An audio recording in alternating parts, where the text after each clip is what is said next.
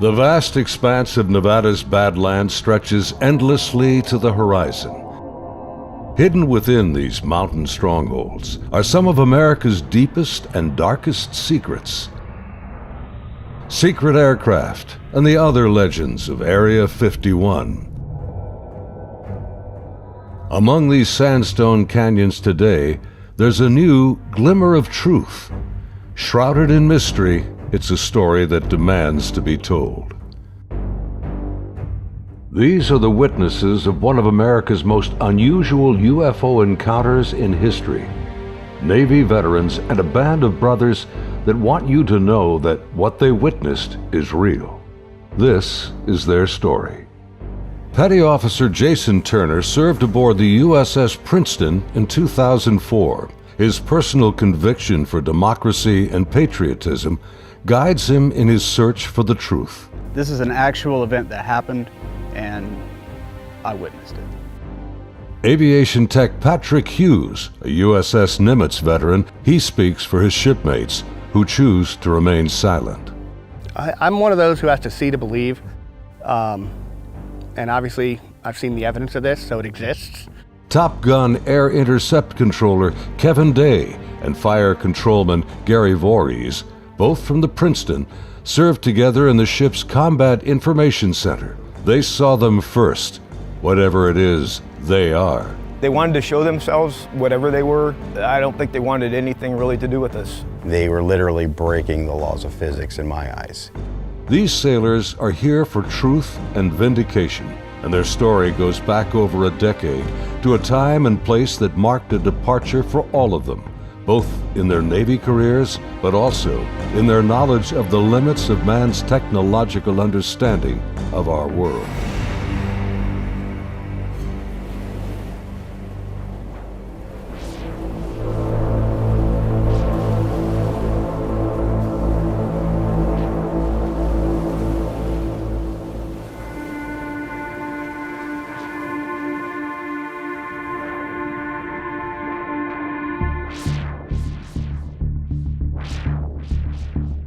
Looking out over the ocean toward the horizon, sun, sea, and sky form an endless vista, a never-ending cycle of tide, wind, and waves.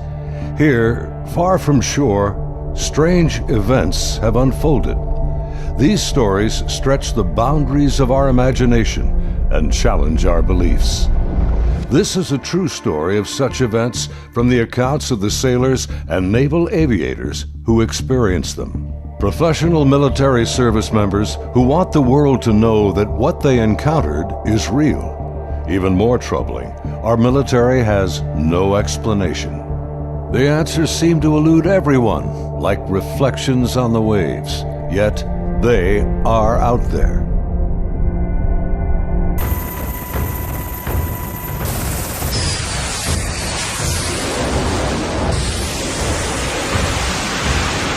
November 10th, 2004.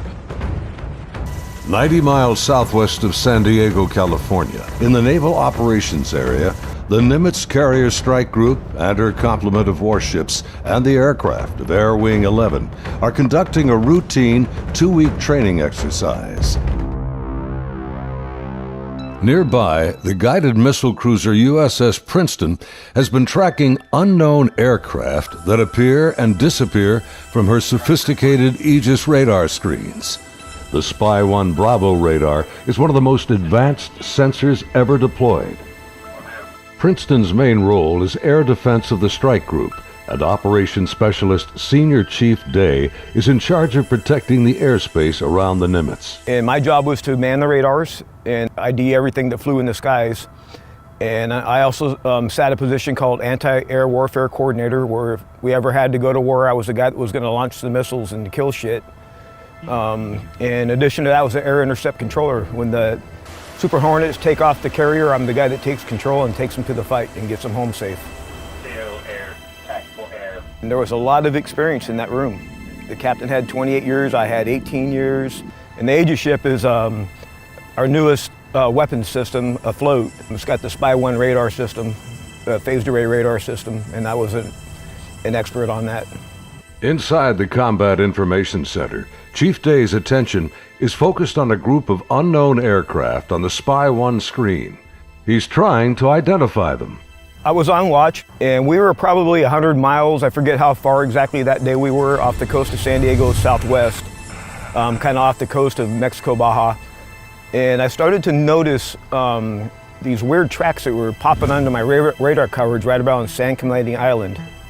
And the reason why I say they were weird, because they were appearing in groups of 5 to 10 at a time, and they were pretty closely spaced to each other, and they were 28,000 feet going 100 knots tracking south.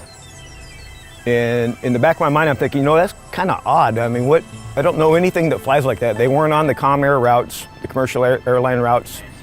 I wasn't really that concerned about them. I didn't consider them hostile for any reason at all. Another watch or two, as I'm watching, the same formation appeared again.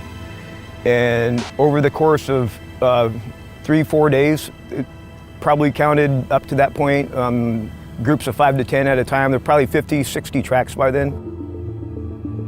Today, Kevin and Gary are still looking for answers. They've known each other for over a decade since their Navy days. Gary was a third-class petty officer and fire controlman back then.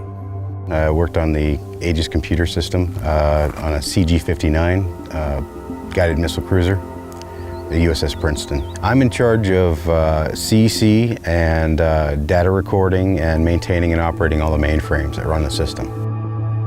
They're both becoming increasingly frustrated in their attempts to ID the strange aerial objects, which have no transponders and fit no known flight profiles. The guys that work on the Spy 1 Bravo radar, they had come across and said they needed to take the system down for recalibration because they were getting clutter or ghost tracks, and they needed to recalibrate to get rid of them. Then once they did finish all that recalibration, bring it back up, the tracks didn't disappear. They were still there, but they were actually sharper and clearer. They were doing diagnostic tests on everything we had to make sure it was not a system malfunction. And it turned out that it wasn't. These were actually real objects. I had the highest spy track quality possible on these contacts. In this situation, I actually started recording on all 4 tapes at the same time. That way, it was a one continuous loop, and I was just replacing them as they were, becoming full. We failed utterly to identify these things. It didn't meet any of the parameters for anything that was known. In some cases, they seem to descend from space and then suddenly plunge to near sea level in seconds. Coupled with the unidentified nature of the craft and lack of clearance, these extreme flight observations are very troubling to the crew assigned to protect the carrier group from aerial threats. Sunday, November 14th, morning. The Nimitz deck crew is busy launching FA-18F Super Hornets, helicopters, and E-2 Hawkeye early warning planes. The mission? Simulated air defense, or ADEX training over the Pacific. The winds are calm, the skies are clear, a near perfect day for flying.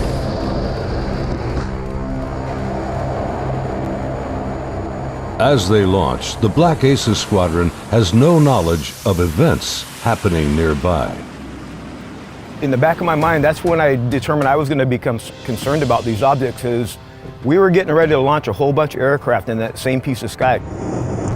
Fast Eagle climbs out to 20,000 feet and heads to the cap station about 40 miles south of the carrier. The cap is a rendezvous point used to form up with the other airplanes. Just 25 miles separation. The commander of Fast Eagle has over a decade in the air wing. His wingman for the day is a new pilot, a young officer on her first carrier deployment. She's paired with a senior pilot, her backseat weapons system officer for the mission. He will manage navigation and the advanced radar and targeting pods on the aircraft.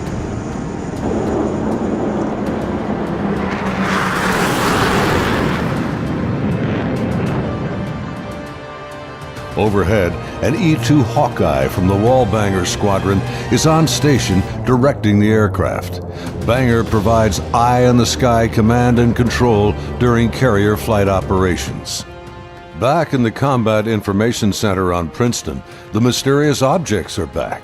And today is the first time Senior Chief Day has jets in the air that can intercept the mysterious aircraft. Seeing these contacts, Captain Smith orders me to intercept one of them. So I went back to the console. I picked the closest one that was to us, and I had intended to let the Hawkeye do the intercept because they already had control. It was just easier. Day briefs the captain, and they agree to send the Hornets. The air intercept controller aboard Princeton, call sign Charlie, radios the Hawkeye and takes control of Fast Eagle. Banger, Charlie. Charlie, this is Banger, good. Banger, Charlie. Do you hold unknown air contact, bra, 27048, 28,000 feet, bogey. Charlie, Banger, negative. Radar picture is clean. The E-2 radar operators have been frustrated in their attempts to get a radar return on the unknown aerial target that Princeton is tracking. Even with their 24-foot radar dish, they can't get a lock on the object. Banger, Charlie. Transfer Fast Eagle flight to Charlie Control, button 13. We have a real-world tasking for them. Charlie, Banger, roger. Fast Eagle, Charlie, stand by for real-world tasking. Charlie, Fast Eagle, send it. We vector towards that position in the sky, and real quiet on the radio. I'm just giving them bra calls, which is bearing range altitude, to these unknown bogey group. And basically I'm just telling their crew where the object is, the bearing from them, and the range from them, and the altitude so they can drive towards it. Contact bra 27041, 20,000 feet, bogey, snap, 270, over. Roger, bearing 270, 41 miles. 100, go trail. 100. Say state. State 12,000 pounds. Clean, do you have it? I'm trying to get a track on it now. They sent link 16, but my radar picture is clean. The next radio call takes everyone by surprise. Fast Eagle 110, say loadout. 110, what's your weapons loadout? Yeah, the tactical action officer, the TAO, jumps on the radio. Her name was Lieutenant Elders, and she just point blank asked the Fast Eagle flight if they were carrying any type of weapons. And there was a stunned pause on the radio. Wings clean, Princeton. We just have CAT-M training missiles, and they're not coming off the rail. We're in an exercise environment, and the last thing we wanted to do is start shooting stuff. Now the controllers have the pilot's undivided attention. Normally, the squadron doesn't carry live ordnance when training. What do you guys think that was about? What, about the loadout? I have no idea. Maybe it's drug runners or something. Yeah, it could be. Or a lost Cessna out of SoCal. I don't like this. Fast Eagle, Charlie, contact bra 16034, 8,000 feet, bogey.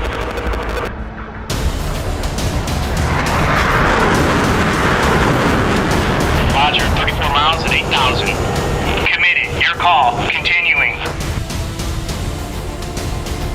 As Fast Eagle approaches the target, they see nothing unusual. Their onboard radars can't get a lock on the object. Fast Eagle, Charlie, bra 16010, 8,000 feet. Roger.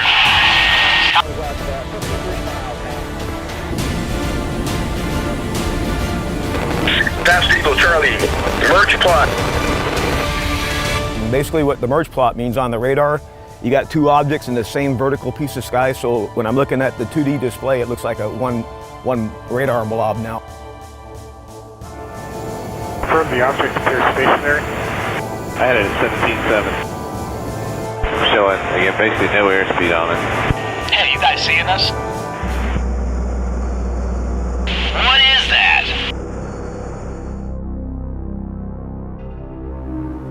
As the Super Hornets approach the target, they see a disturbance on the ocean surface. It's about the size of a 737, and it looks like something could be just below the surface. 100, anchor here, Angels 24. Roger.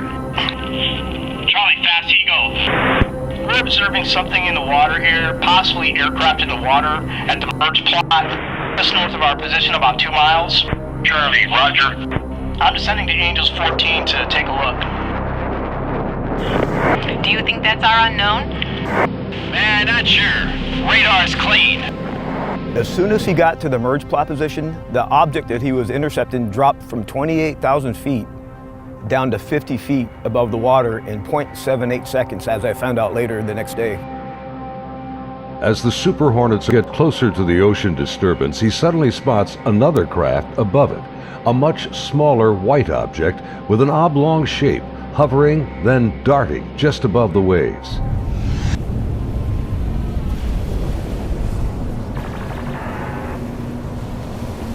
The object is moving around erratically, seemingly focused on the white water. The shape is similar to a tic-tac. It's smooth like porcelain. It's not an airplane.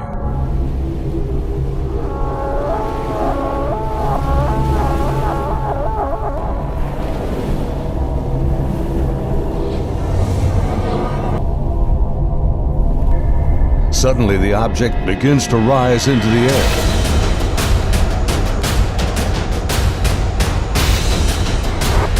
It's coming up. 2 miles. The strange craft begins mirroring the turn rate of Fast Eagle. Tony 1 Polgate, 287, 2 miles, Angels 5. The object is now at his 3 o'clock position as he continues to turn with it. He's turning hard, 3,000 meters. We had the external communications in the speaker in combat so everyone could listen to it. And the next thing I hear in the radio going, oh my God, I'm engaged, I'm engaged. 1,000 meters, he's southwest, Angels 8.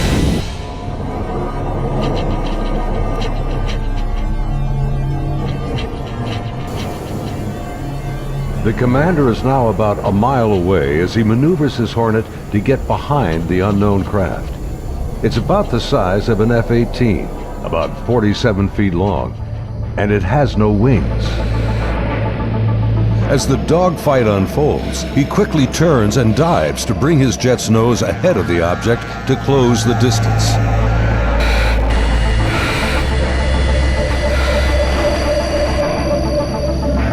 Holy f***. It jumped. 1,000 meters, he's...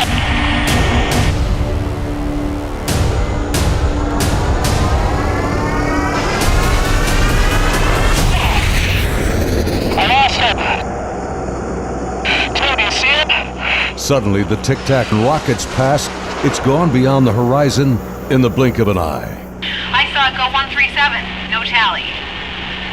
That didn't just happen. Say again.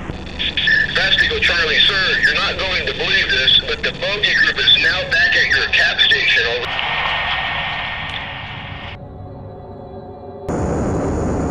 As Fast Eagle returns to the area of the ocean disturbance, the object is gone, and the sea is once again calm.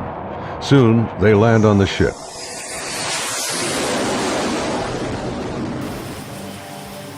Back on board Banger, the flight crew has been listening to the radio transmissions from Fast Eagle. The crew has been tracking the intercepts on their advanced display systems called the CEC. One of the radar operators, who wishes to remain anonymous, describes hearing the fear in the pilots' voices, and he knows this is no drill. I had a good friend who flew on the Hawkeyes. We've been calling him Roger to protect his identity because he didn't want to come forward at this time, but he wanted to contribute to the story to verify that it actually happened. So there were 5 people in the airplane. Roger would have been sitting in the radar officer seat, which is towards the back middle of the plane. To the side of each one of them or behind them, depending how the chair's rotating, is a window. Suddenly, his attention is drawn to something outside the Hawkeye. He and the entire crew watch in disbelief as a tic-tac object suddenly forms up on their E2 and then just as quickly shoots away from sight. The crew is left in disbelief.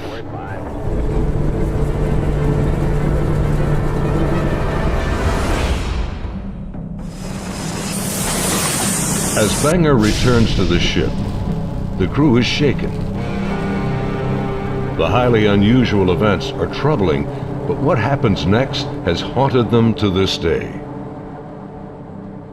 U.S. Navy officers quickly arrive and escort the aircrew to a secure space on the ship. As the crewmen begin to take off their flight gear, an officer begins the debriefing by telling them this event did not happen, and they are given non-disclosure agreements to sign. They're warned to never discuss this event again. Again, we're preparing for the air defense exercise. So now we got all the squadrons launching off the carrier because they're all up going to do their functional check flights. Senior Chief Day watched in disbelief as the Tic Tac UFOs reacted to the incoming fighter jets. All the objects in the sky, they all dropped out of the sky. From 28,000 feet down to 50 feet. Based on the Spy 1 Bravo radar system, the object descended at over 24,000 miles an hour. It was unbelievable because normally what would happen if a normal aircraft did that? First of all, it would fly apart. It wouldn't be able to withstand the G-forces, and there would be multiple sonic booms. It would be boom, boom, boom, boom, boom, boom, boom, boom, boom, and this did not make any sonic booms. From what I observed, I saw that it went from, right around between 25 and 30,000 feet down to sea level and below sea level. Contact, tag number 042. Below sea level was confirmed to me by the actual sonar techs that were in combat, in communications with other techs that had said they had an active track on it under the water.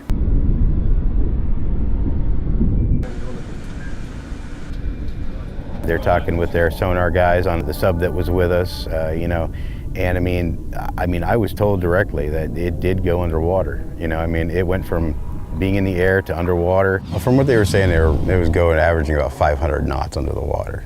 So it did slow down when it hit the water, but it didn't affect it inertially. After the intercepts, both Kevin and Gary climbed up to the ship's bridge wing to get a better view of the objects through the binoculars. We'd go up to the bridge wing and look at them through the big eyes, which is heavily magnified binoculars that are out on the bridge wing of the ship. Even when I was off watch, I was usually up in combat anyway, and I was sitting at the console. I just picked the closest object to us, and I got the relative bearing from the ship, slave over to the relative bearing of about the right altitude, and saw this white light in the sky.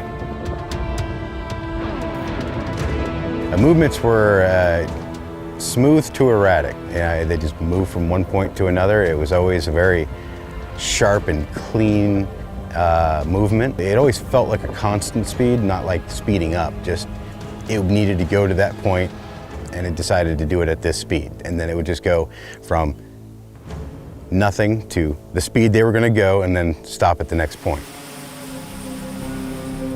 Meanwhile, back on the Nimitz, aviation tech Patrick Hughes is working to secure the classified data recorders from the Hawkeye that encountered the Tic Tac. We pull out their hard drives. We call them RMCs. We call them bricks because they physically heavy like a brick.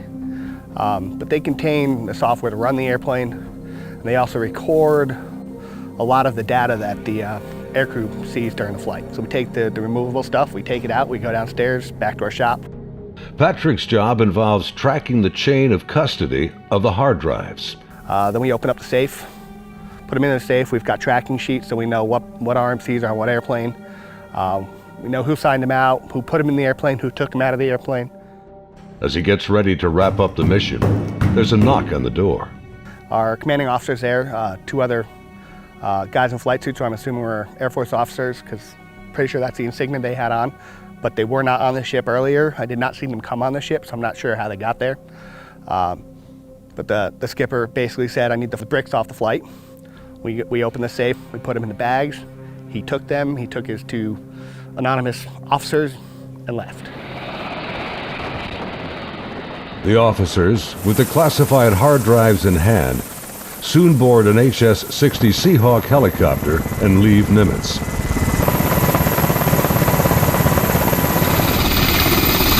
Soon thereafter, Petty Officer Voorhees has his own visit by unknown officials on the Princeton.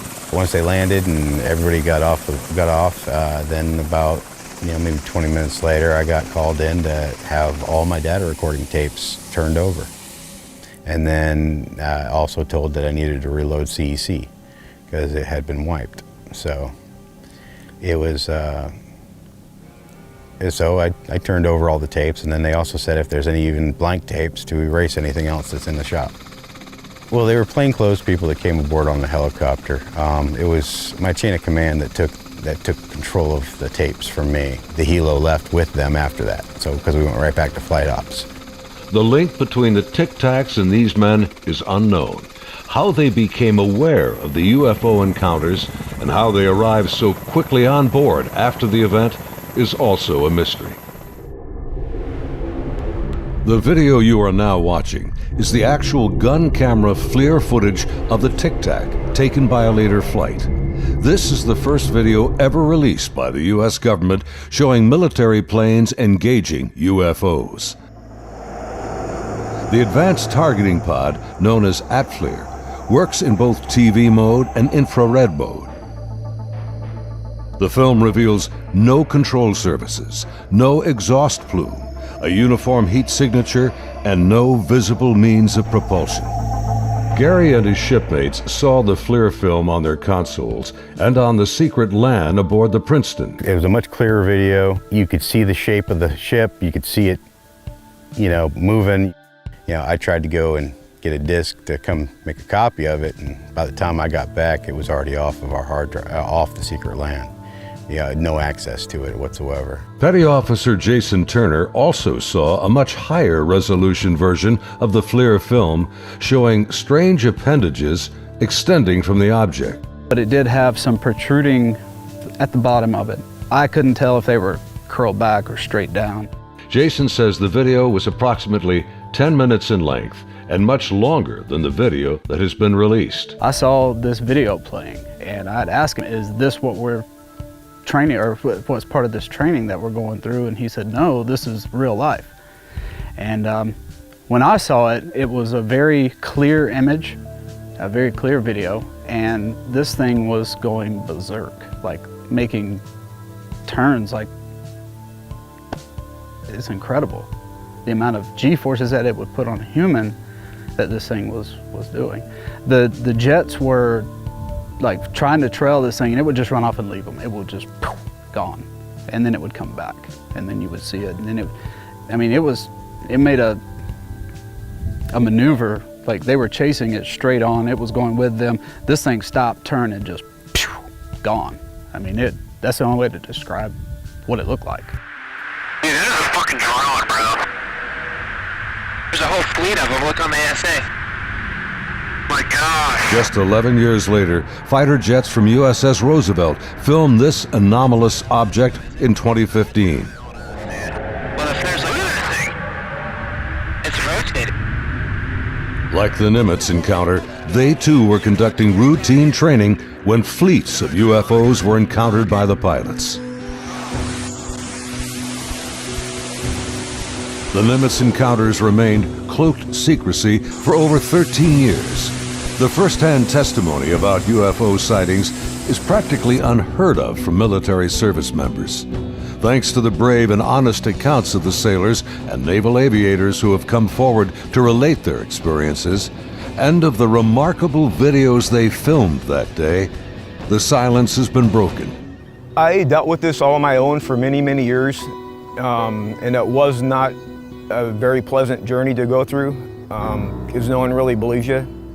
But now things have changed, and anyone out there that's struggling with this and wants to reach out, there is now a group that you can reach out to and get help and support and vindication. It's honestly been a little relieving to be able to actually talk about it and how important that event really was, and not just keep blowing it off. There's people out here that really need to know and want to know, and you have the support of me and Kevin and my other shipmates that have come forward and decided to talk about it. My role is to describe the story and convince people that yes, this event really happened and these objects were really real, but what they are, I have no idea. It is something. I want to know what it is. That's the whole reason I chose to come forward to contribute to the story, because there is a story here, there is more information here. And the more of us that talk about it, the better chance of the full story coming together. And it's vindication for us that other people are looking into it, and you know, we finally tell our story and people listen. If you need to get a hold of us or would like to talk to any of us, Kevin, me, or any of the other guys that have come forward, there'll be an email address at the end of this video that you can contact them and they can get a hold of us. If you or someone you know has witnessed unknown objects from military ships or planes, please contact us at the address on your screen. You can remain anonymous. As we strive to understand these encounters and come to terms with what they mean, there's something far beyond the horizon and the limits of our comprehension waiting for all of us.